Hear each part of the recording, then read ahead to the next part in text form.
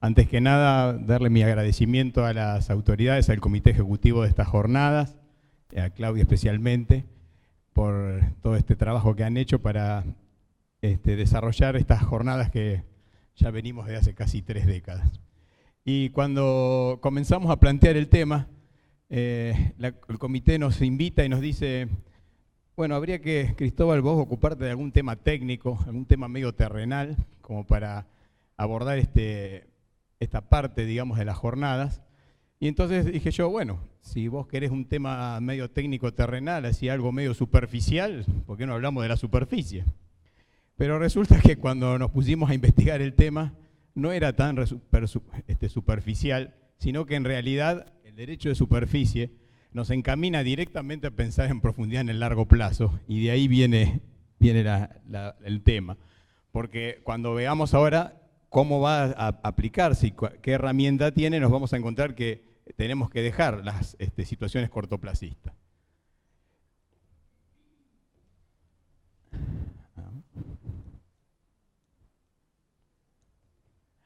Bien, este derecho de superficie encuentra, digamos, sustento en el nuevo Código Civil y Comercial. Ya han hablado y comparto todo lo que vertieron aquí mis antecesores, los doctores Coppola y Silverati, así que esa parte lo vamos a obviar, pero sí lo que nos desafía el derecho de superficie en realidad como una expansión en general a todo el Código Civil y Comercial, que nosotros nos encontramos aquí frente a un nuevo contrato social.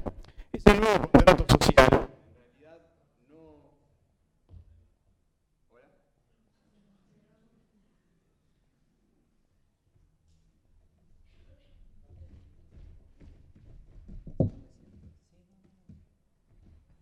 decíamos que ese nuevo contrato social no derramó ni una sola gota de tinta de derecho tributario y sin embargo nos llevó a numerosas jornadas, análisis e interpretaciones, porque justamente el derecho es uno solo y todas sus ramas se encuentran interconectadas, más allá de que cada uno querramos darle más o menos autonomía a una rama del derecho o no. Y el tema es que nosotros tenemos que convivir, y lamentablemente ese es nuestro derrotero, con lo que yo llamo un delay normativo. Es decir, la sociedad comienza a adquirir comportamientos en todas las fases de su vida. Y dicen dos chicos, bueno, vamos a juntarnos y no vamos a casarnos. Y después otro dice, necesito marihuana para curar a mi hijo. Y luego el derecho viene atrás a reglamentarlo. Y eso ocurre en todas las fases y vamos a tener que seguir con eso. Y por eso ahí nos encuentra a esos desafíos de cómo ese delay normativo lo podemos evitar. Bueno, ¿cómo se puede evitar? En realidad deberíamos tener legisladores un poco más que tengan este mismo horizonte que propone el tema, o legisladores que piensen en el largo plazo y que cuando dictan normas tengan en cuenta qué cambios o qué impacto puede tener la norma en su ejecución en el tiempo. Situaciones que muchas veces las encontramos en nuestra legislación y en otros casos no. Por ejemplo, que ahora veíamos nuestras eternas discusiones con el mínimo no imponible. A partir de ahora, bueno, aparece un mecanismo que pretende solucionar una situación que veníamos generando tensiones que terminaron hasta con gobernadores renunciantes, con paros y hasta con un paro de la gente de la FIP que no quería pagar las leyes impositivas, ¿no es cierto?, en una de las sucursales allá del Chaco. Así que esa tensión la vamos a vivir siempre en todas las normas y vamos a tener que seguir con ella. Y entonces, ¿qué pasa? Este Código Civil y Comercial, este nuevo contrato social, nos plantea una serie de principios y a la luz de estos principios tenemos que interpretar todas las normas, no solo las tributarias, sino en general, pero las tributarias también. Y ahí nos encontramos ahora que aparece la identidad cultural latinoamericana, la igualdad, es decir, ya no miramos más solo el derecho romano, hay extracciones de normas de códigos latinoamericanos. Y la más importante me parece a mí que es la constitucionalización del derecho privado. Es decir, aquella raya que hacíamos, derecho, dos líneas, derecho público y derecho privado, con este nuevo Código Civil se comienza a desdibujar. No hay más esa división tan tajante. Y eso entonces empieza a generar más conflictos. Bien, El estilo narrativo es un elemento a tener en cuenta, es decir, las normas de este nuevo Código Civil y Comercial son para que las entienda el pueblo y no para que las entiendan solamente los jueces y abogados. Terminemos con el iure de iure, no hablemos más en latín, eso es lo que nos propone nuestro código. La técnica codificativa fue reunir leyes bajo el paraguas de este código, pero justamente, por ejemplo, todas las del derecho agrario quedaron afuera, porque estaban fuera de la misión que tenían los redactores. Ellos tenían que unir al civil y al comercial, y entonces estas normas se olvidaron, digamos, lo que planteaban recién los expositores anteriores. El estilo narrativo, ya dijimos que era así, dejando de lado lo vocabulario complicado, y entonces nos encontramos que no nos queda más remedio frente a ese delay normativo que tengamos que hacer los esfuerzos de hermenéutica, los esfuerzos de interpretación. Y ahí nos encontramos que el Código Civil establece criterios de interpretación.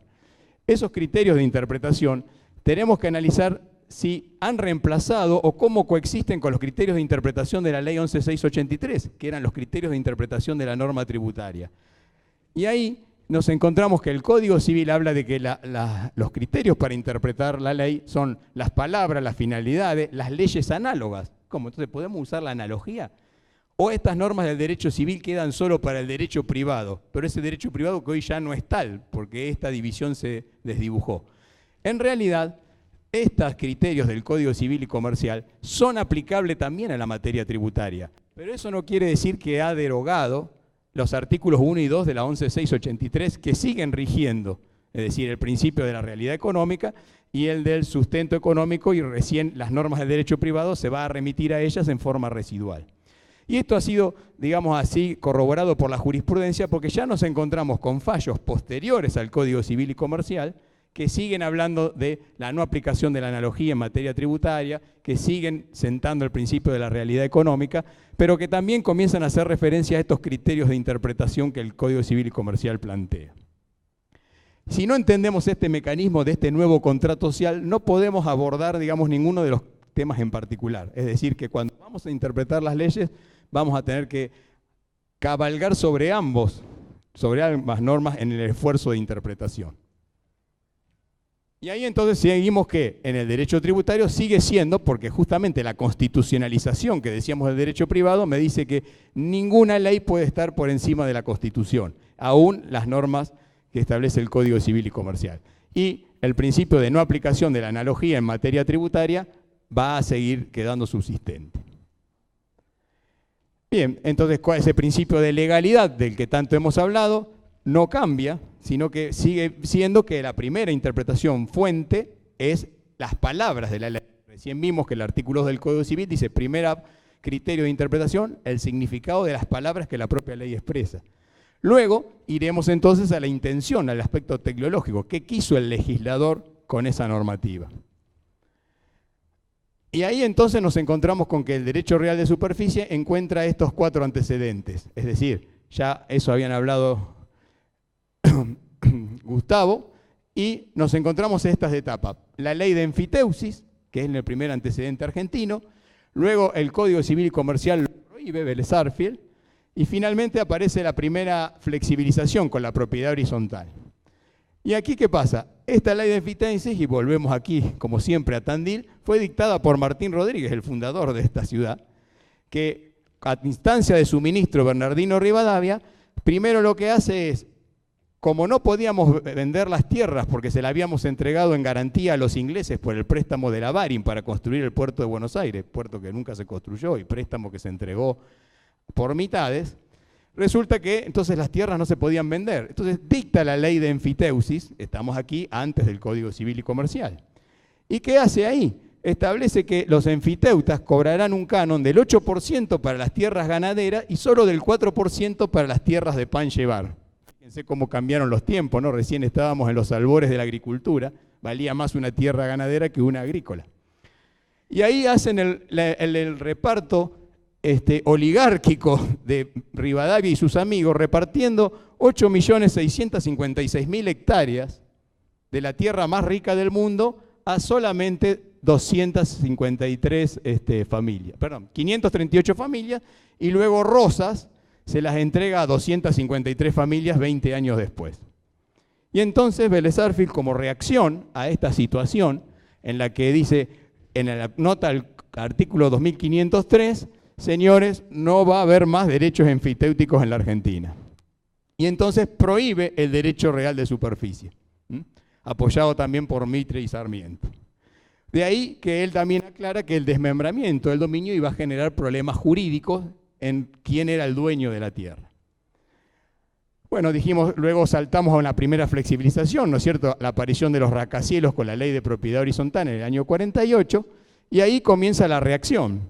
Un siglo y pico después aparecen las primeras jornadas, las jornadas de Madrid del año 84, el Congreso Internacional de Derecho Registral, que es recepcionado en la Argentina en las 10º Jornadas Nacionales de Derecho Civil, donde dice que se recomienda que se aplique el derecho de superficie, agregándolo al universo de este número, como bien decía, cerrado de los derechos reales. Bien, esos proyectos de reforma encuentran finalmente, de la doctrina, saltan a un estatus prelegal o prejurídico, que es los proyectos de reforma y unificación del Código Civil y Comercial de estos 3 años anteriores a la definitiva sanción, ya consagraban el derecho de superficie. Pero finalmente encuentra estadio legal la ley de superficie forestal, la 25.509, donde ya permite desarrollar estos proyectos forestales de largo plazo. Bien, ahora entonces decíamos, bueno, esta aparición del derecho de superficie y a la luz del nuevo Código Civil, lo primero que dijimos, vamos a investigar, ¿hay un cambio en la parte del Código cuando habla de la naturaleza jurídica de los bienes? En realidad el Código Civil nuevo es más desprolijo que el de Vélez Sarsfield, donde dice que tenemos los bienes con valor económico y dice que se dividen en bienes materiales o cosas y bienes inmateriales. Pero luego, cuando hace una segunda clasificación, dice que los bienes materiales se dividen en muebles e inmuebles, y a los inmuebles solo los llama cosas, ya no llama más a los inmuebles cosas, como lo hacía Vélez Sarsfield. Sin embargo, los dos son bienes materiales. Con esto lo que primero queremos concluir es que la naturaleza jurídica de los bienes inmuebles a la luz del nuevo Código Civil y Comercial, más allá de esta desprolijidad, no ha cambiado. Es decir, los bienes inmuebles son los mismos bienes inmuebles de antes y no hay un nuevo tipo de bien que sería el inmueble superficie o el bien superficie. El bien inmueble es el mismo, que es compuesto por el espacio aéreo, la superficie y el subsuelo, aun cuando el viejo código lo hacía en forma mucho más precisa. Bueno, aquí tenemos los derechos reales que ya mencionaron los muchachos, así que los vamos a separar. Y entonces nos encontramos que el derecho de dominio, lo que aparece como novedad, es que antes ese dominio que era perfecto o imperfecto, el fiduciario que bien explicaban los doctores, se agrega este dominio desmembrado, es decir, donde nos vamos a encontrar que ese bien inmueble puede ser de dos dueños, digamos, uno dueño del bien inmueble en sí y otro dueño de la propiedad superficiaria. Pero esa propiedad superficiaria no es solamente lo que veíamos hoy verde, la superficie, sino que también puede darse la propiedad superficiaria o del espacio aéreo o del subsuelo. Bien, y entonces aparece esta nueva distinción, que el dominio se divide en dominio directo y dominio útil. Dominio útil es el que va a aprovecharse para plantar, forestar o construir. Bien, ya vimos la definición del derecho de superficie, las partes, como decíamos, superficiante y superficiario, y vamos a distinguir entonces que este contrato en su ejecución tiene 3 etapas. La celebración del contrato, constitución, la realización de la actividad de plantar, forestar o construir, y finalmente se cierra el ciclo con la extinción del contrato. Bien, con respecto de la cesión del derecho de superficie, en este caso aquí lo que hace es ese dominio que era pleno se desmembra en un dominio directo y en un dominio útil. Bien, y entonces tenemos que distinguir 2 conceptos importantes. Uno es el derecho real que tiene el superficiario de plantar o forestar de la cosa que es un bien inmueble, bien tangible, que es la propiedad superficiaria. Puede haber derecho real de superficie sin propiedad superficiaria, cuando yo le doy al celebrar el contrato un terreno que no tiene todavía nada, y luego el superficiario empieza a plantar, construir o forestar. O podemos encontrar lo que coexistan las dos, es decir, que se le entregue, por ejemplo, un inmueble con una losa para terminarlo. Entonces, ambos conceptos son jurídicamente distintos, tienen distinta naturaleza, pero los dos provienen de este desmembramiento del derecho real de dominio. Bien, entonces, ¿cuál es la naturaleza de la propiedad superficiaria? La naturaleza de la propiedad superficiaria también es un inmueble. ¿Por qué? Porque sigue el Código Civil sosteniendo el principio de la accesión. Aun cuando dice que ese principio de la accesión que Vélez Sarsfield quería a rajatabla, hoy se libera generando la propiedad superficiaria, la accesión sigue definida en el Código Civil. Por lo tanto, las cementeras que están arriba de un inmueble siguen siendo inmuebles. Las construcciones sobre un inmueble siguen siendo inmuebles, no son superficie ni otra cosa. Y lo mismo los bosques o plantaciones forestales. Por lo tanto, todo lo que vamos a ver de propiedad superficiaria tiene que ver con el tratamiento que tengan cosas inmuebles. Por lo tanto, supongamos, la propiedad superficiaria no se podría prendar, se podría hipotecar. Y aquí esta es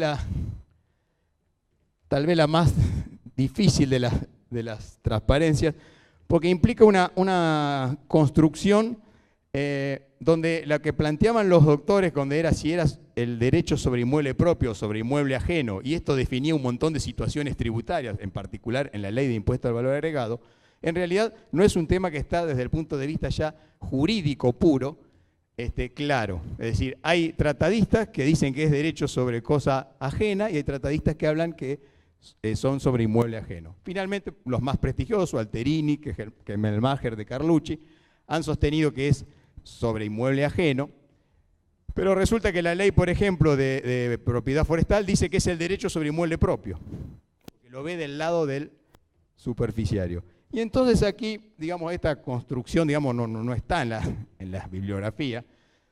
Como contador dije, bueno, ¿qué podemos hacer? Y vamos a la fuente. Y a la fuente es ir a buscar a ese ultracapo, Fray Luis Luca Paciolo, que en el siglo XV dijo, nos dio trabajo a todos nosotros y aquí estamos. Y a partir un poco de los conceptos de la partida doble, empecé a construir la identificación de este derecho visto desde las dos partes. Y entonces para mí nos encontramos con que el superficiante es el dueño de una cosa inmueble que es de él. Él es el dueño de la cosa inmueble. Cuando le cede el derecho real al superficiario, para el superficiario es una cosa inmueble ajena, y es lo que decía la definición que mencionaban ellos. Entonces, para el superficiario la cosa inmueble es ajena, para el superficiante es propia, y es la misma cosa. Ahora, como contrapartida de esa cosa inmueble ajena, el superficiario va a recibir, si es onerosa, una contraprestación. Si me tenés que dar tantos pesos o algo, o parte de la producción.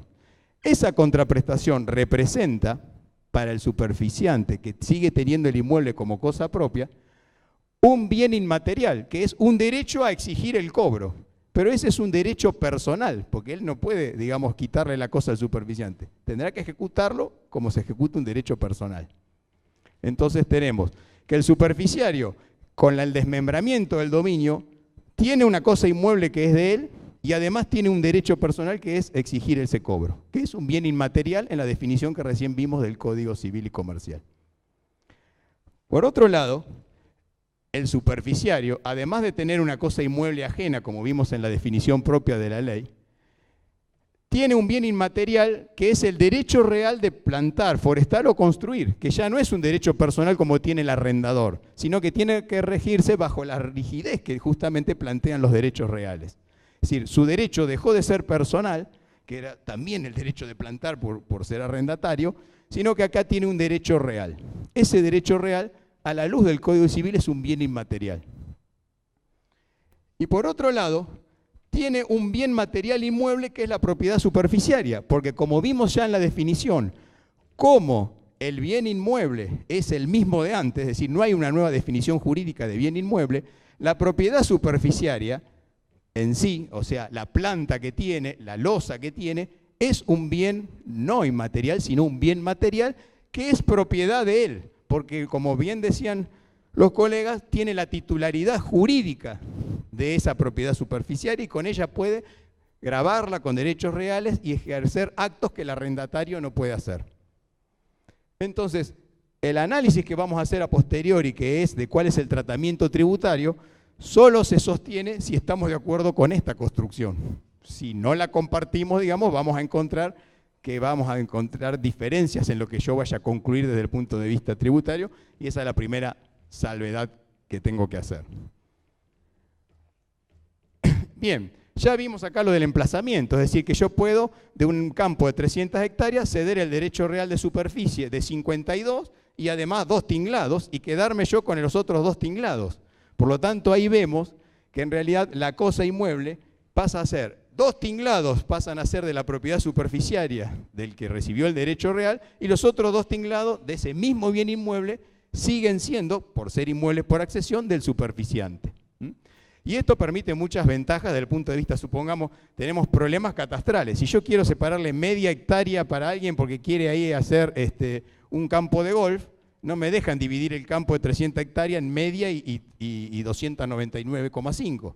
Bueno, listo, hago derecho real de superficie, le otorgo eso, él tiene la titularidad jurídica de todos los movimientos de tierra que haga para que tengamos los 18 hoyos, y finalmente entonces el otro va a seguir con las 299 hectáreas. O sea que esta posibilidad de no tener que hacer una subdivisión catastral es una de las ventajas con lo cual le veo mucho futuro al derecho de superficie, por su flexibilidad. Claro, tuvimos que regalar 8 millones de hectáreas para que esto después de un siglo y medio lo pudiéramos tener. Bien, entonces decíamos que este derecho puede hacerse por todo o parte, y ahí entonces nos encontramos con los plazos. Bueno, los plazos no hay plazo mínimo, se puede hacer por un año, pero sí hay plazo máximo. 70 años para las construcciones y 50 para las forestaciones. Y ahí vamos a empezar a ver el tratamiento en el impuesto a las ganancias. Bueno, para el superficiante que él cede un derecho real, digamos, puede ser que esa cesión la haga en forma gratuita, como por ejemplo cuando lo quiere hacer para dejárselo a los hijos, como una herramienta sustitutiva de una compraventa o de un usufructo, porque se lo quiere dar por un tiempo y no en forma perpetua como es el usufructo. En ese caso, el problema que tenemos es, tendríamos que ver si se trata de un sujeto del 49A, el dueño del inmueble, si no hay artículo 73, disposición de fondos a favor de terceros por ese plazo, porque no sería en interés de la empresa, habría que analizar si se da tal situación. En cambio, si es un sujeto empresa y la transacción es onerosa, bueno, sabemos que está alcanzado, no hay ninguna duda, teoría del balance, como bien planteaban los doctores. Ahora, si es una persona humana, a precio cierto y determinado, ahí nos encontramos con una cuestión. Comparto que, como decíamos, el principio de legalidad y la analogía no se puede utilizar, que como el artículo 41 dice la contraprestación por derechos reales de usufructo, uso, habitación o anticresis, no podemos, como algún autor por ahí sostiene, que también debemos asimilar a la superficie. Aquí no hay manera de extenderlo, a mi entender, por la analogía. El legislador que lo incorpore a ese derecho si lo quiere enumerar en las categorías. Ahora, en donde yo ahí no comparto con la doctrina, o sea, que háganle más caso a Ricardo y Gustavo que lo que les voy a decir ahora, porque toda la doctrina sostiene lo mismo que ellos, es que a mi entender, si yo cedo un derecho real y la propia definición jurídica es temporario, en definitiva, si yo le cedo el derecho real por 10 años, y antes estaba alquilando por 10.000 pesos, por 10 años pediré 100.000, por 20 años pediré 200.000, y el inmueble va a volver al superficiante. Entonces, lo que plantea, digamos, ahí García Belsunce respecto de que si esa renta tiene periodicidad o no, a mi entender reúne las características de periodicidad. Otros tratadistas dicen que no, porque yo dejé de poder plantar o forestar porque se lo di al superficiario, y eso es lo que sostiene que estuviera fuera del ámbito. Pero a mi entender no está en las categorías, pero seguiría estando, porque esa renta guarda proporción con el tiempo que yo le otorgue ese derecho real. Estoy otorgando un derecho real. Y un poco también me baso en lo que cuando el doctor Rey plantea cuáles son las rentas que no tienen las condiciones de periodicidad y están en las categorías, no dice que estarían estas de la Constitución de Derechos Reales. Es decir, si se derogara el artículo 41A, en realidad la norma seguiría estando alcanzada por el artículo 2, apartado 1, sostiene el doctor Rey. No lo mismo, por ejemplo, cuando habla de la transferencia definitiva de llaves y marcas, donde ahí sí está visto que se enajenó la fuente. Entonces, la manera de sostener la posición contraria de que estaría fuera del ámbito sería pensar que la fuente dejó de ser fuente por un tiempo para volver a ser fuente cuando el derecho vuelve a la propiedad en forma de dominio pleno a la propiedad del superficiante. Pero a mi entender, si está produciendo esa renta, que seguramente su magnitud va a guardar relación con la cantidad de años que le conceda ese derecho, si no casi sería muy fácil llegar a la ilusión sustituyendo un contrato de arrendamiento por uno de superficie con el mismo monto y el mismo plazo. Así que esto, digamos, lo planteo, aunque venga a traer por ahí malas noticias, porque creo que puede ser una interpretación del fisco, porque sabemos que cuando tenemos que defendernos con el artículo 2, apartado 1, recordemos el fallo Spinner de los hermanos, ¿no es cierto?, que vendieron los departamentos, nos encontramos con que eso de cuándo hay periodicidad y cuándo no hay periodicidad, cuando no lo tenemos plasmado en forma expresa en las categorías, podemos llegar a ver amenazado y llegar a asesorar diciendo que esto está fuera del ámbito cuando estamos hablando de horizontes de largo plazo y que finalmente el fisco no lo sostenga. Pero bueno, lo que les quiero recomendar que casi no hay dos bibliotecas, todo el mundo está del otro lado de esta posición que yo planteo. Bien, y aquí sí planteo lo que yo la plantación la hago a porcentaje, como bien decía Ricardo, para mí es una regalía, porque es justamente la cesión del uso y goce de un bien, y dijimos hoy que esto era un bien inmueble, no habla de bienes inmuebles, y esta posición también la sostienen Sir Raimondi y Achabayán, cuando yo no hago nada, es decir, no estamos como empresa unipersonal, es decir, le entrego el derecho real y me voy a la playa, como decía Ricardo, y no hago más nada. Todo el riesgo empresario es del superficiario, que va a plantar, construir o forestar. O sea, para mí si se hace a porcentaje, y esto puede ser una alternativa interesante para, por ahí, salir de los problemas de la parcería, ¿no es cierto?, en generar un derecho real de superficie a porcentaje, porque el problema es si lo hacemos a largo plazo, la inflación nos puede llegar a que precios ciertos y determinados nos generan mecanismos con las restricciones que hay para indexación, las cláusulas de indexación por la ley de la convertibilidad, que nos genera algunos problemas jurídicos si queremos aplicar coeficientes de ajuste. Esto de establecer un porcentaje puede ser una solución para generar un contrato que vaya en el largo plazo. Bien, entonces decíamos, no está en las categorías y aquí aparece la duda sobre si está alcanzado o no. Bien, ahora el segundo tema es que, como habíamos dicho, yo distinguía el bien inmaterial, que era el derecho real de superficie, bien inmaterial, que no está en el 41, pero tendría periodicidad, de la propiedad superficiaria. Esto, en el momento de la constitución y celebración del contrato, puede darse si yo le entrego, por ejemplo, arbolitos bajitos o una sementera por la mitad, que vamos a cosechar en mayo las hojas, o le entrego una construcción empezada o una construcción terminada. Ahí estamos cediendo, sí, un bien inmueble, que pasa a ser del superficiario y que él tiene la titularidad jurídica. Y ahí no nos encontramos con una renta periódica, porque el inmueble dejó de ser del superficiante y el superficiario puede actuar como dueño. Entonces ahí veremos.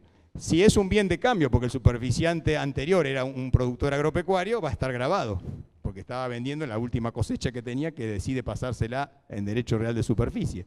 Ahora, si era un bien de uso, por ejemplo, es una propiedad de un galpón que los tenía alquilado para usar máquinas agrícolas, tendremos que ver si se trata de un sujeto empresa o era una persona humana, y esa cesión de propiedad superficiaria debería tratarse como una operación fuera del ámbito.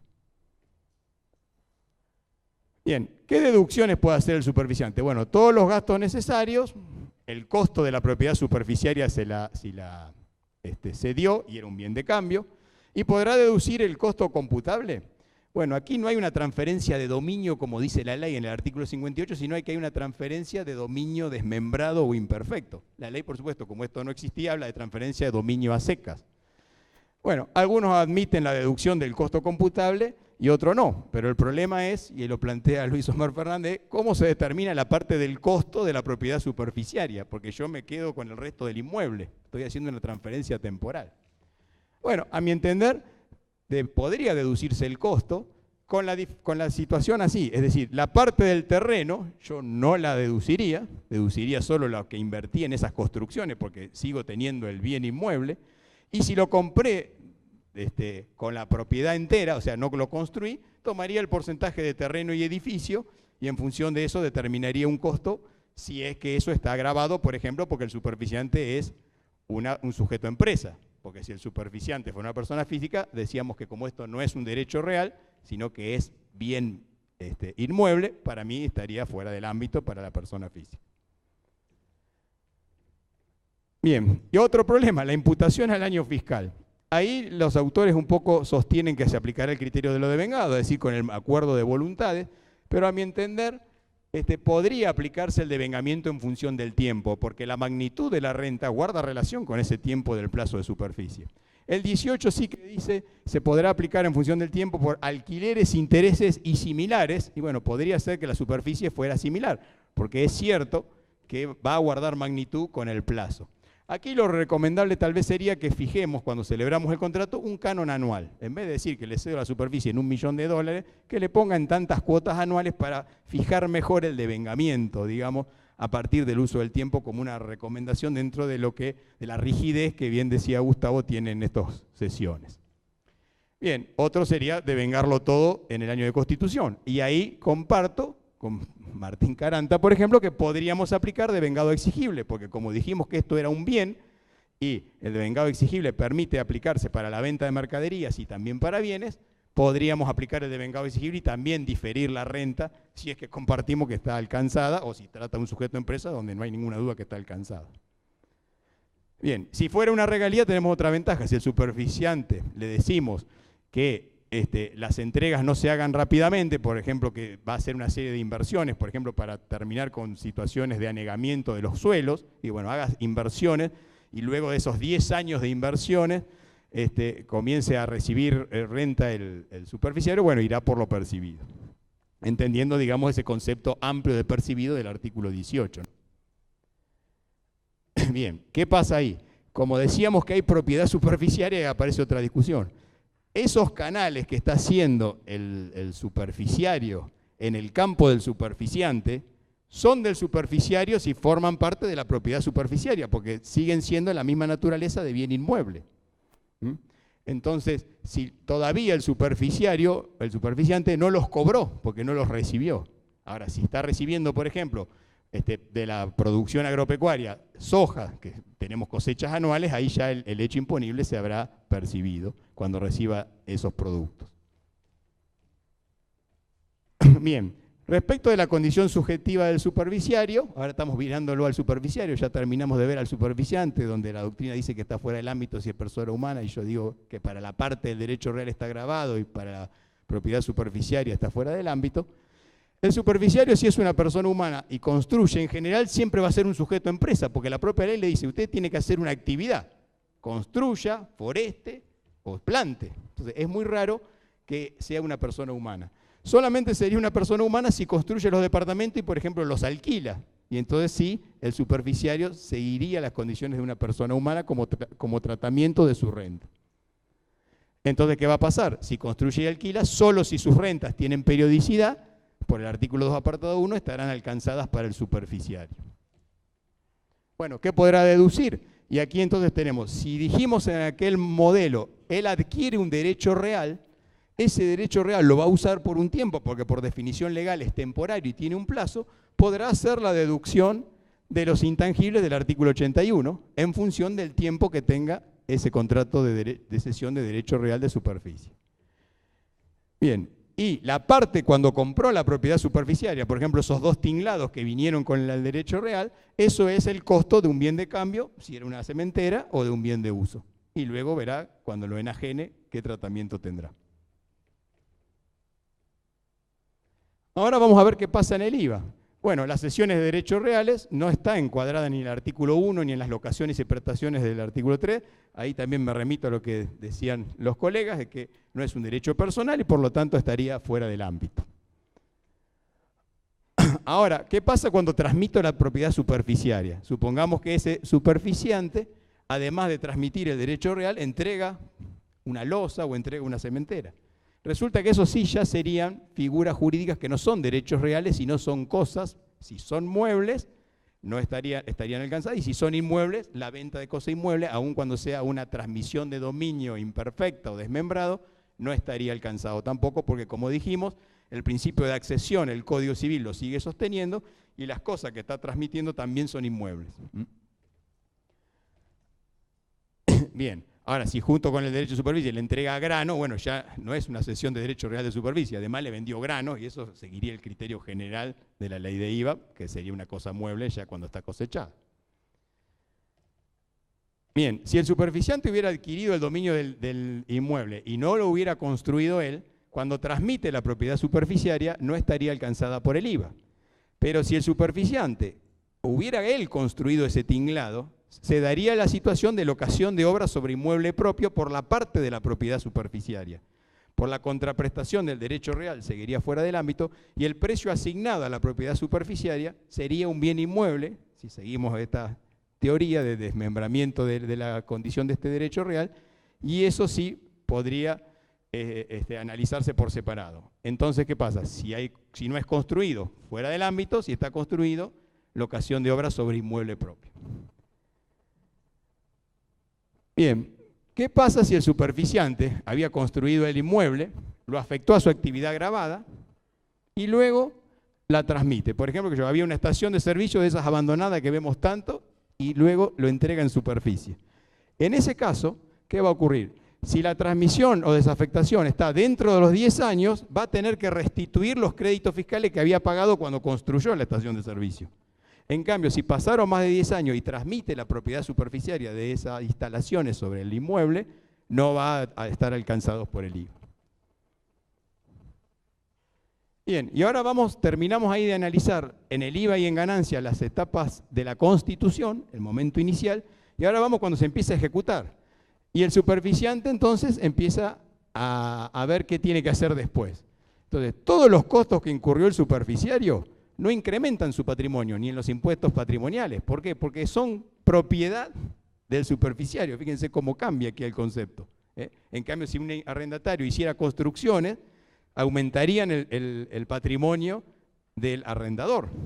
En este caso no, porque sigue siendo esa propiedad superficiaria, propiedad del quien lo está explotando. La contraprestación que hubiera pactado, es decir, si recibe un dinero, si es una cesión onerosa, sería un bien inmaterial. Por lo tanto, en ese caso, será una ganancia de tercera categoría porque no lo tenemos enunciado, porque decíamos que el 41B no lo tiene al derecho de superficie. Eso por la parte del dinero que reciba por el de cesión de derecho real.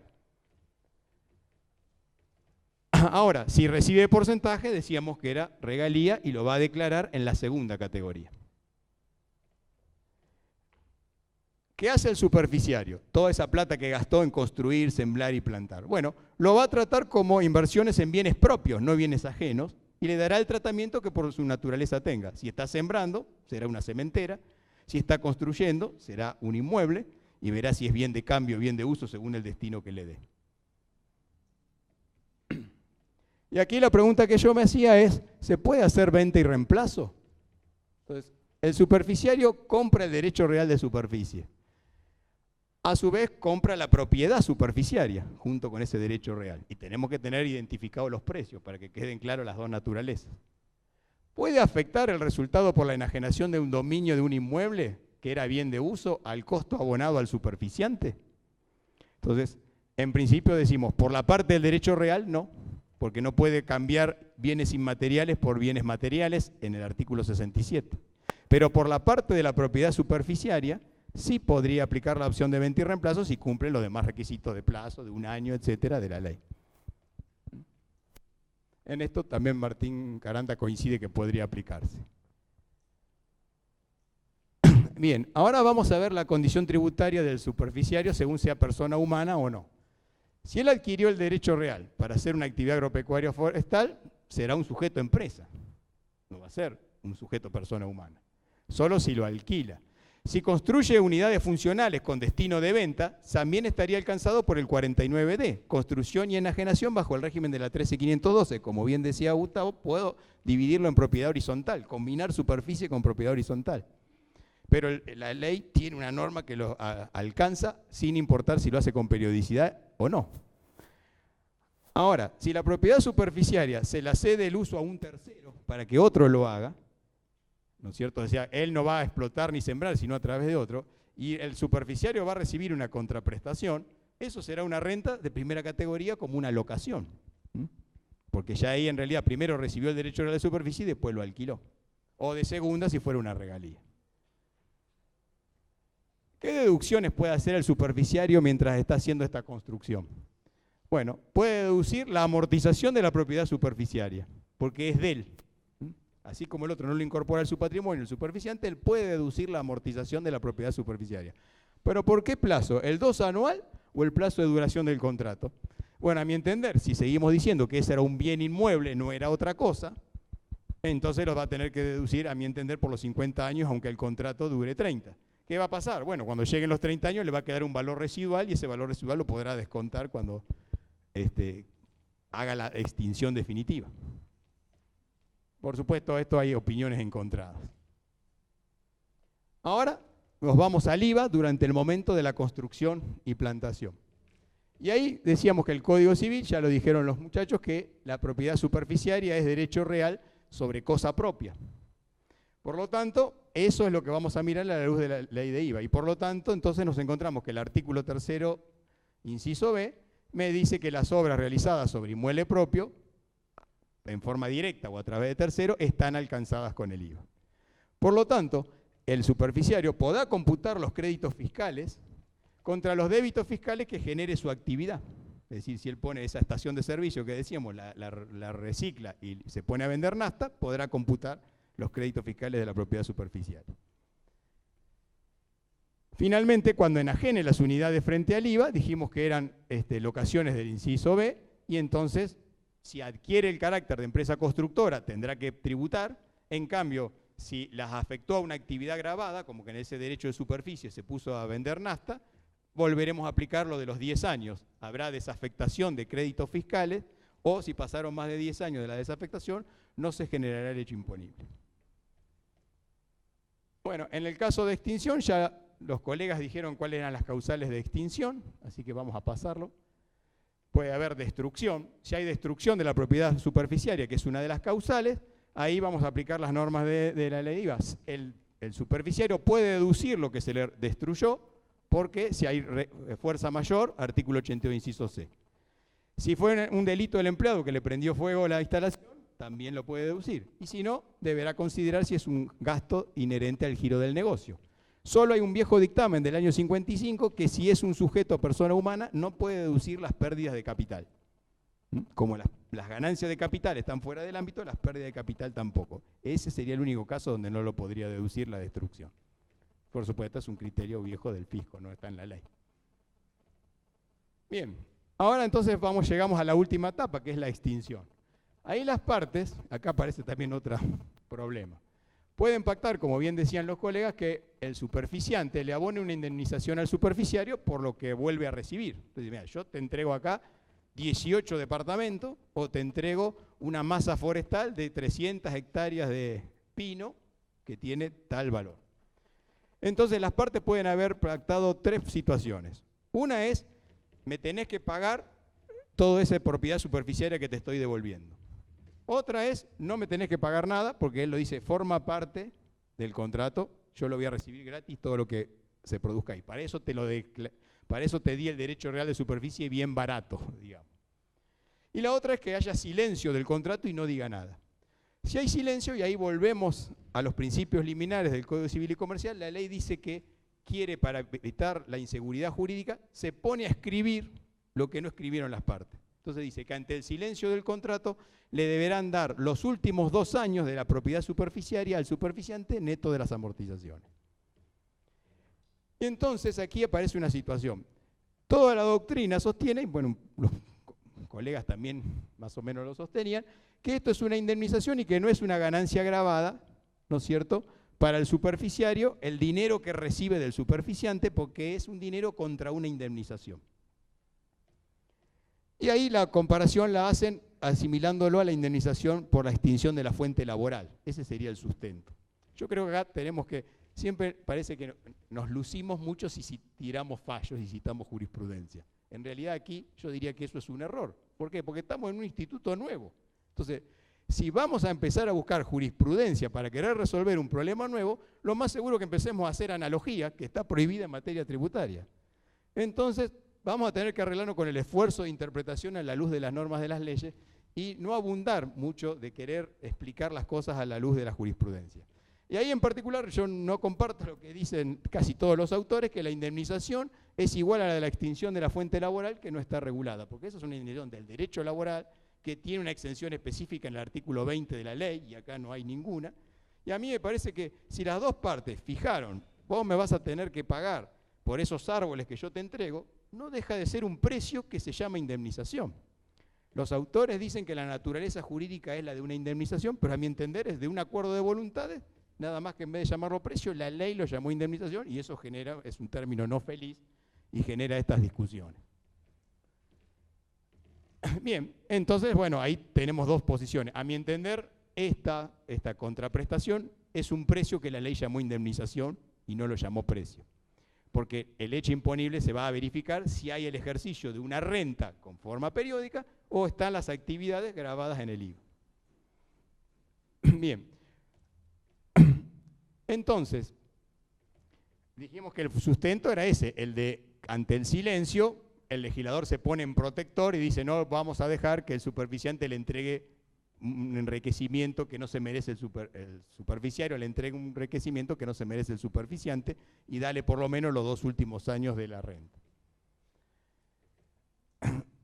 Bien, entonces aquí, si lo sostenemos como indemnización, tal vez podríamos decir que estaría fuera del ámbito, me parece que el fallo tampoco es feliz al asemejarlo a lo laboral, y si lo asimilamos como sería un acuerdo de voluntades que le pusieron un precio, en realidad tenemos que ver ahí cuál es el tratamiento. Entonces, si el superficiario en general es un sujeto empresa, por lo tanto, más allá que se llame indemnización o se llame precio, va a estar grabado ese beneficio que recibe, porque él lo que hizo es ponerse a sembrar, construir o plantar.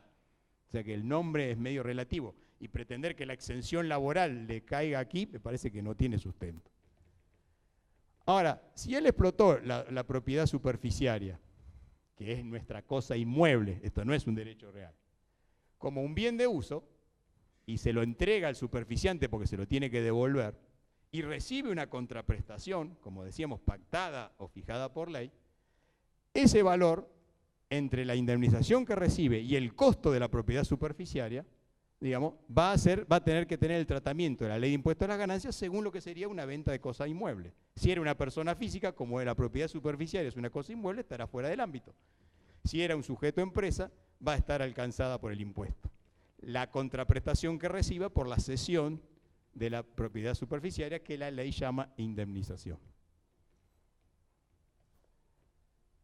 Bien, ahora, si acá hay no uso o renuncia, decíamos que se puede establecer en el contrato, mira, yo te doy esto para que vos me hagas crecer el campo, me lo mejores, etc. Y si vos no lo usás, te arrepentís, yo puedo pedirle una indemnización. Si el superficiante recibe una indemnización por el incumplimiento contractual del superficiario, a mi entender eso es una ganancia agravada, si es que el derecho real está alcanzado por el 29 del decreto reglamentario que dice que los resultados por la rescisión de operaciones gravadas están alcanzados por el impuesto. Esto sería un caso extraordinario, es decir, cuando el superficiante, en vez de pagar una indemnización, la cobra porque el superficiario no cumplió. Ahora, si vence el plazo y no hay indemnización y se queda con esa propiedad superficiaria, el superficiante incorpora a su bien y vuelve a tener el dominio pleno de todas esas plantaciones o construcciones. Y la pregunta es, ¿cómo las incorporamos? ¿A valor cero, porque no le pago ninguna indemnización? ¿O esto es un pago en especie? Ahí Martín Caranta sostiene que hay un enriquecimiento a título gratuito. A mi entender, esa no sería la interpretación más adecuada al comenzar, porque creo que el derecho real de superficie no se hace como una liberalidad, pero puede ocurrir que sí en algún caso entre familiares, pero pareciera que si yo recibo las plantaciones sin indemnizaciones, porque bueno, te lo dejé usar 30 años y está formando parte de un concepto de onerosidad. Que además tendría la contra, si lo tratamos como un enriquecimiento a título gratuito, que pagaría el impuesto a la transmisión gratuita de bienes.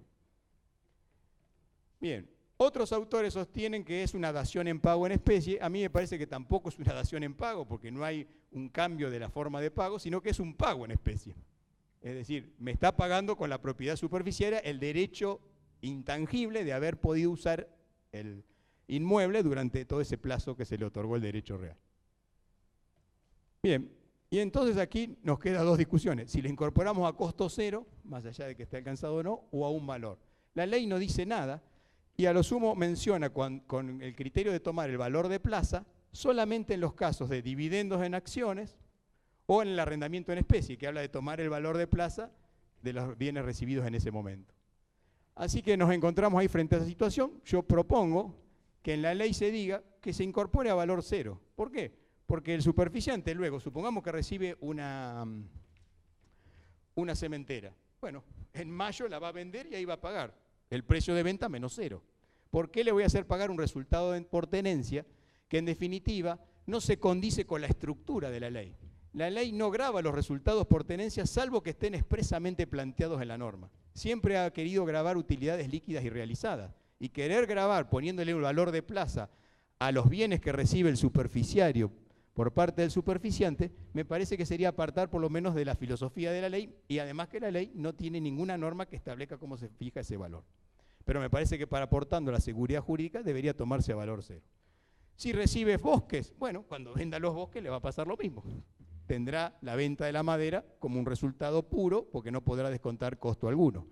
En cambio, si pagó al superficiario una indemnización, eso será el costo de incorporación, sí, de la propiedad superficiaria en el momento de la extinción. Bien, ¿qué pasa en el IVA en el momento de la extinción de la propiedad superficiaria del derecho real? Si hay una extinción por cumplimiento del plazo, o sea que el contrato se ejecutó normalmente, y el superficiante no pagó ninguna indemnización, eso es el recupero del dominio y por lo tanto para mí no hay ningún hecho grabado con el IVA. No hay ninguna locación o prestación de la ley de IVA. Lo mismo si fuera a título gratuito. No habría transmisión a título oneroso si seguíamos el criterio de que eso es a título gratuito, estaría fuera del ámbito. Ahora, si yo transmito el superficiario esas construcciones y recibe una contraprestación, en ese caso, digamos, los autores sostienen que no hay ninguna enajenación, sino que hay un concepto de extinción y que tampoco hay precio, y sino que hay indemnización, por lo tanto la operación está fuera del ámbito. Aquí me permite un poco discrepar con esta situación porque en realidad decíamos que la indemnización pactada entre las partes se parece más a un precio que a otra cosa, solo que tiene otro nombre. Es decir, aquí la cuestión es si es semántico o es naturaleza jurídica, que se lo llame indemnización o que se lo llame precio. Bien, ¿qué pasa entonces si el superficiario es una empresa constructora? Bueno, la indemnización pactada o fijada constituye el valor de la contraprestación por ese trabajo que hizo, por haber construido sobre inmueble propio, porque dijimos que para la ley la propiedad superficiaria es propia del superficiario. Y entonces, si indemnización es igual, porque hay enajenación, porque se transmite el dominio al superficiante que recupera el dominio pleno, a mi entender está el concepto de enajenación, estaría la discusión si es indemnización y no precio. Bien, por lo tanto creo que estaría grabada, porque además si no estuviera grabada, el superficiario nunca hubiera podido computar el crédito fiscal de las compras, porque si definimos que le va a dar una prestación no grabada, el crédito fiscal de todos los materiales que compró para construir los 15 unidades de departamento o esos bosques, no lo va a poder computar. En cambio, si consideramos que es grabada porque indemnización es igual a precio, ¿por qué? Porque la ley de IVA, ¿qué me dice que está alcanzado? La alocación de obra sobre inmueble propio, más allá de cómo se llame el valor que obtiene. El hecho imponible es, yo hice una alocación de obra sobre inmueble propio directamente o a través de terceros, sí. Bueno, esto, digamos, la doctrina sostiene que no está alcanzado. Bien, ahora, si el superficiario, dijimos, afectó a la propiedad como bien de uso y hizo actividades grabadas en la estación de servicio, tendremos que mirar el asunto de los 10 años, el artículo 11 de la ley de IVA, y el superficiante no podrá computar crédito fiscal. Es decir, si el superficiante le pide una factura al superficiario como contraprestación de la indemnización que cobró, no hay débito fiscal para el superficiario, sino que hay restitución de crédito fiscal y no habría crédito fiscal para el superficiante. Se lo tendría que pagar sin IVA, digamos, el precio que pactaron en el contrato. Bien, esto ya lo vimos. Bien, y ahí entonces decíamos que el título de deuda, la paradoja de pensar en el largo plazo. Entendemos que esto no debería aplicarse para el corto plazo, y ahí vemos cuáles son las ventajas que tendría. El titular del inmueble necesita fondos, pero no quiere desprenderse del inmueble. Las veces que le echo oferta al viejo y no quiere largar el inmueble, bueno, acá tenemos una solución. ¿Yo quiero ser el dueño del inmueble? ¿O quiero ese inmueble que está en una esquina estratégica de la ciudad para poner un café y lo pongo durante 20 años? Y después le devuelvo el inmueble al titular. Entonces él pide $2 millones. Digo, no, quédatelo, porque vos estás pidiendo por esa pasión por ser dueño, dirían los hinchas de Racing. No, aquí lo que vamos a hacer es utilizarlo como mecanismo para no inmovilizar capital y utilizarlo durante un periodo que me dé el recupero de la inversión. Y entonces nos sacamos de encima aquel que dice, no, pero quédate tranquilo que cuando tenga 92 años te va a volver el inmueble. Ah, bueno, listo, vamos. Otro es una herramienta para financiar en infraestructura de sustentabilidad, todos los problemas de zonas áridas o aregadas. ¿Quién hace esas inversiones sabiendo que el campo no va a poder generar producción durante años? Bueno, alguien que reciba el derecho real de superficie por varias décadas. Y el propietario dice, bueno, está bien, ahora lo único que veo es pasar el agua y podía cazar unos patos nada más. Bueno, no me gusta cazar, le tengo pánico a las armas, no puedo hacer nada con el inmueble. Bueno, sí, dáselo a alguien que lo acomode y algún día va a volver a ser un campo productivo, sin haber hecho inversiones, y el que hace esa inversión no tiene que comprar el campo, que el otro le va a decir que vale un poquitito menos que valía cuando no tenía agua. Por lo tanto, creo que ahí podemos también destrabar algunos negocios. El superficiario también tiene, como bien decía Gustavo, mayor seguridad jurídica cuando hay cesiones de espacio aéreo, que esas se hacían bajo derechos personales. Ahora no, a mí me dan del primer piso en adelante y eso va a ser mío. Es decir, yo tengo la titularidad y voy a poder, por ejemplo, grabar con derecho real de hipoteca, dividir en propiedad horizontal y vender las unidades, que esto es algo medio raro. Compré un departamento, pero por 30 años. Bueno, vamos a tener que acostumbrarnos a eso, porque después va a volver, digamos, al superficiante. Pero bueno, tal vez si lo compro solo por 30 años lo pago más barato y es probable que pueda disfrutar de ese inmueble, que si no, si lo tenía que comprar plenamente me salía más caro. Y entonces eso hace que al reducir el capital invertido aumenta la tasa interna de retorno a través de estos mecanismos. Otro es, por ejemplo, una linda herramienta para dividir predios. El famoso, los costos de la escribanía, de dividir, de subdividir, del catastro, no. Hago 2 dibujitos, esto para mi hijo A, 50 hectáreas agrícolas, para mi otro hijo B, 100 hectáreas ganaderas, y yo me quedo con todo el predio, como una sola unidad económica catastral. Y eso ustedes saben que eso hace que el campo valga más. Es decir, cuando vienen los grupos de inversión no quieren campos de 50 hectáreas, de 22 hectáreas, que empiezan a hacer la colección de ciertas operaciones en cadena que llegan al pueblo a hacer revoluciones de quedarse con los campos. No. Yo lo dejo en 300 hectáreas y lo divido a través del derecho real de superficie y seguimos teniendo una sola unidad económica, sin gastar en hacer subdivisiones, solamente con los gastos de hacer el derecho real de superficie. Y además, si tengo problemas catastrales, como que no puedo dividir en unidades de media hectárea, porque bueno, me queda el casco y el parque para uno, el vago de la familia que no quiere ver ni cerca un arado, bueno, listo, derecho de superficie, parque y casco para uno de los hijos. Bueno, eso lo puedo hacer porque no necesito catastralmente dividir la cosa inmueble. Y ahí, como bien decían ellos, lo puedo combinar con derecho real de hipoteca o con fideicomisos de garantía. Bueno, acá no los vamos a cansar más. ¿Cuáles son las propongo modificaciones a la ley de impuestos a las ganancias para apuntar a la seguridad jurídica? Que se incorpore detrás del derecho en el 41B para que sea claramente una ganancia de segunda categoría, que no se tome costo alguno cuando se recibe sin indemnización, y las modificaciones a la ley de IVA. Eso lo vamos a dejar. Y aquí algunas recomendaciones para hacer el contrato. Bien discriminar el precio del derecho real del de la propiedad superficiaria, porque uno es un bien inmaterial que podía estar sujeto a la gravabilidad y el otro no, más allá de que la teoría, la doctrina dice que está todo fuera del ámbito, pero si yo lo separo, ya estoy corriendo un riesgo menor.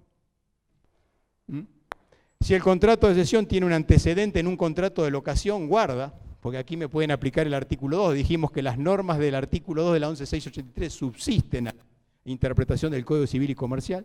Imaginémonos, vengo alquilando el campo por 10 años a $10.000 por año y hago un derecho real de superficie por los mismos importes y por los mismos años como continuación del contrato de arrendamiento y pretendo que ahora todo eso está fuera del ámbito.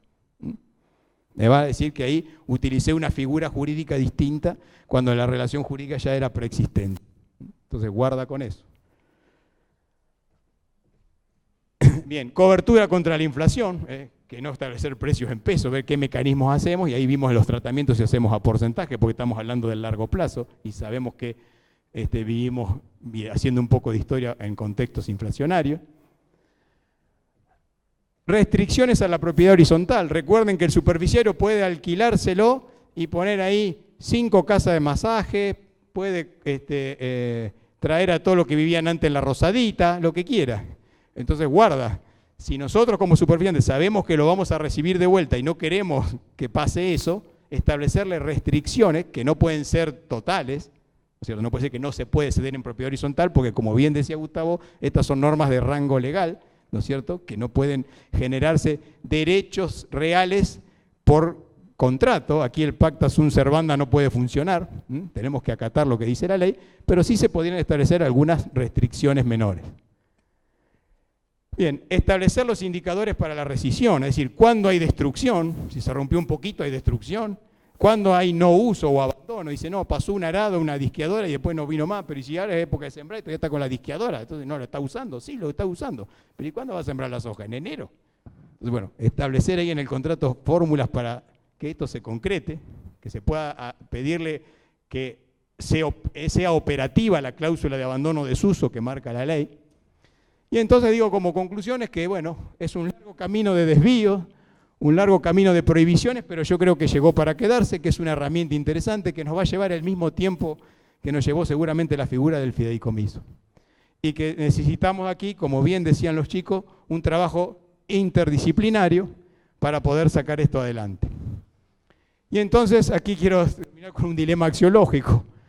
Nuestra actitud no tiene que ser, que es la que casi a veces usamos, la angustia académica, vociferando contra ese legislador pusilánime que no me dicta normas que me otorgan seguridad jurídica y me escribe todo en los anónimos del ABC, sino que pasemos a la efervescencia doctrinaria. Lo que estamos haciendo acá, debatiendo, intercambiando, opinando, haciendo preguntas, y saber que estamos aquí con una conciencia fundacional.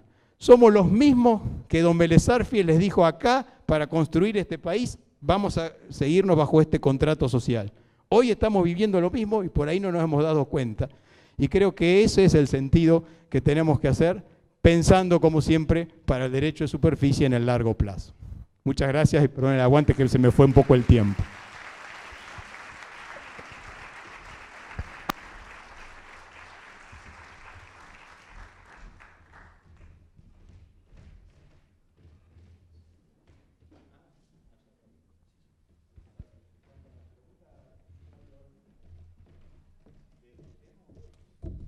Sí, tenemos espacio para un par de preguntas si quieren y después nos vamos a tomar el café. Sí, bueno. Estamos un poquito mal de tiempo, pero bueno.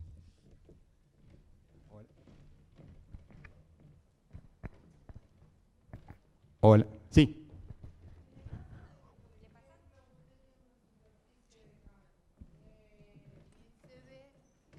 Cede el derecho, y tenemos el caso en mi pueblo, por ejemplo, estamos sufriendo las inundaciones y hay 3 campos que están como reservorio hídrico para que no se inunde ese pueblo. ¿A quién le corresponde reclamar ese lucro cesante al gobierno? Porque estamos, o sea, son figuras que por ahí no son habituales, pero que en la zona nuestra, por varios años, lamentablemente, vamos a tener que reclamar.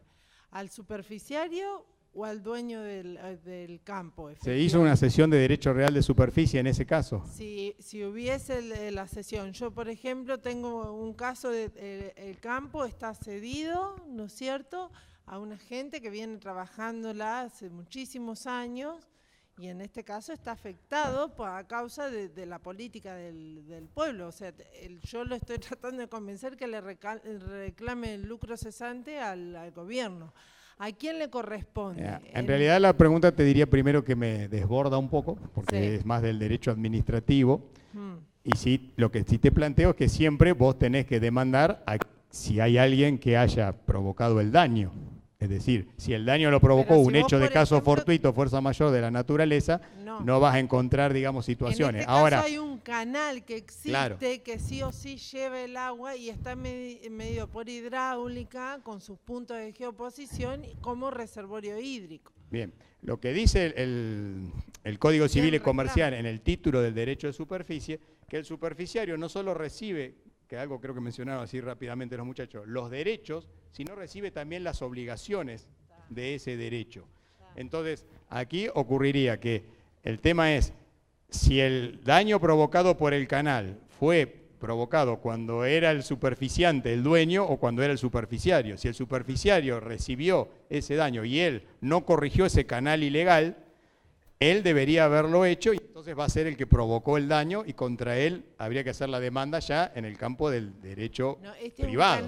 No, esto es peor porque es un canal legal, o sea, lo hizo el Estado y no se le notificó al dueño, no, en este caso sería el dueño del campo el que cede el derecho. Claro, pues digo, toda la demanda de daños y perjuicios tiene que ser contra el actor que lo provocó y hay que demostrar por parte del que lo hace, digamos, acá nos estamos metiendo un poco en la casa del abogado y disculpen, pero bueno, es por la pregunta, el actor que lo provocó será el que pueda recibir esa demanda y después se verá si el daño lo provocó o no, pero si el canal es legal y lo hizo el Estado y el Estado, digamos, no tuvo en cuenta situaciones hídricas para que ese canal estaba provocando un daño y ese daño podía haber sido evitado porque el canal tendría que haber pasado por otro lado, o tenía que haber tenido otra profundidad, etcétera. En ese caso sí fue el Estado el responsable y habrá una demanda en el plano del derecho administrativo. ¿El lucro cesante, si se lo abonan, para usted está grabado? El lucro cesante. El lucro cesante, si el Estado se lo paga por ese campo para usted, ¿está si es una persona humana no, si es un sujeto de empresa sí, porque eso no reúne las características de periodicidad.